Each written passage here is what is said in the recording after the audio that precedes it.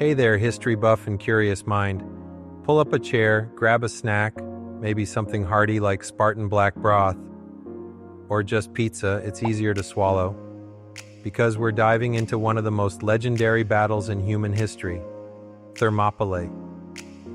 You've probably heard the epic tale of 300 Spartans holding off an entire Persian army for 3 days, right? It's the stuff of movies, memes, and motivational speeches. But how much of it is fact, and how much is pure myth? Let's separate the Hollywood hype from the historical truth. First, let's set the stage. In 480 BCE, the mighty Persian Empire, led by King Xerxes I, was on a mission to conquer Greece. To do this, he assembled what ancient sources describe as a massive invasion force. Some say over 1 million soldiers, though modern historians think it was closer to 200,000. Either way, it was an overwhelming number compared to the Greek resistance. Enter King Leonidas of Sparta and his band of warriors. Along with about 7,000 allied Greek troops, they chose to make their stand at a narrow mountain pass called Thermopylae, Hot Gates. The plan? Use the terrain to funnel the massive Persian army into a bottleneck, neutralizing their numerical advantage.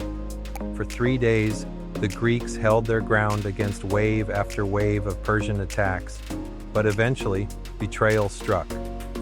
A local Greek trader revealed a secret path that allowed the Persians to flank them. Realizing defeat was inevitable, Leonidas sent most of the Greek forces home to fight another day while he and his remaining Spartans stayed behind to cover their retreat. They fought to the last man, ensuring the survival of their allies and buying precious time for Greece to prepare for future battles. Sounds epic, doesn't it? But how much of this story is accurate and how much has been embellished over the centuries? Ah yes, the famous 300. Thanks to Frank Miller's graphic novel 300 and its blockbuster movie adaptation, most people think only 300 Spartans were involved. While those brave Spartans did play a crucial role, they weren't alone. Historical records show that Leonidas commanded a coalition of around 7,000 Greek soldiers, including hoplites from other city-states like Thespiae and Thebes. That said, the Spartans were the elite core of the force. Trained since childhood in brutal military discipline, they were renowned for their combat skills and unyielding resolve. So while the 300 is technically inaccurate, it symbolizes the heart of the resistance, a small group willing to sacrifice everything for freedom. Movie portrayals often depict the Spartans wearing next to nothing, showing off rippling muscles and dramatic capes. Sure, it makes for great cinematography, but historically speaking, this couldn't be further from the truth. Spartan warriors wore full armor, including bronze helmets, breastplates, greaves, leg guards, and large round shields known as aspis. Their iconic red cloaks may have added flair, but they wouldn't have left themselves exposed in battle. Interestingly, the red cloaks served a practical purpose too. They helped mask bloodstains during combat, keeping morale high and making wounds less obvious to enemies. While the Greeks ultimately lost the battle, Thermopylae wasn't a failure. It was a strategic masterstroke.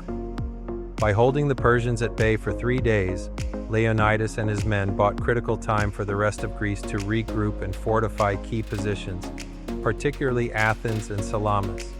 This delay proved vital when the tide turned later in the Greco-Persian Wars, culminating in decisive Greek victories at battles like Plataea and Mycale.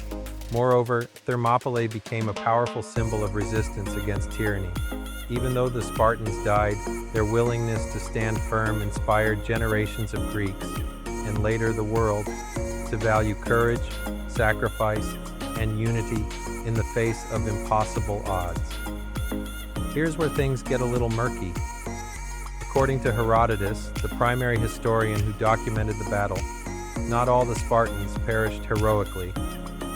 A few were reportedly sent away due to religious duties or illness, including one notable warrior named Aristodemus, who survived only to return later and redeem himself in battle. And then there were the Thebans. Some accounts suggest they surrendered rather than fight to the death, tarnishing their legacy in contrast to the Spartans' unwavering valor. Still, the majority of the Spartans under Leonidas stayed and fought until the bitter end.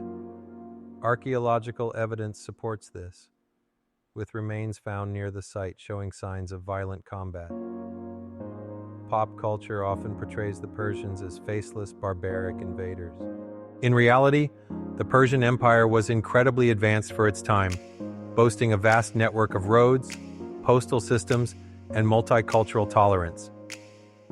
Xerxes himself ruled over a diverse empire stretching from Egypt to India, and his armies included soldiers from many different cultures and regions.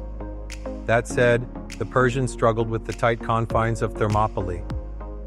Their sheer size worked against them in the narrow pass, where only a fraction of their forces could engage at any given time. The Greeks exploited this weakness brilliantly, using phalanx formations to create an impenetrable wall of shields and spears. I'll admit, learning about Thermopylae gave me goosebumps. Can you imagine standing shoulder to shoulder with your brothers in arms, knowing you're outnumbered hundreds to one, yet refusing to back down?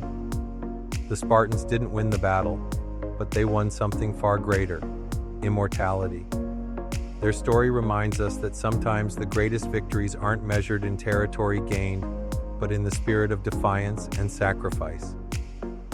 And let's be honest, who hasn't fantasized about being a Spartan warrior for a day, charging into battle with a shield bearing the lambda symbol, L, shouting, "Malin Labe, come and take them," to taunt the enemy?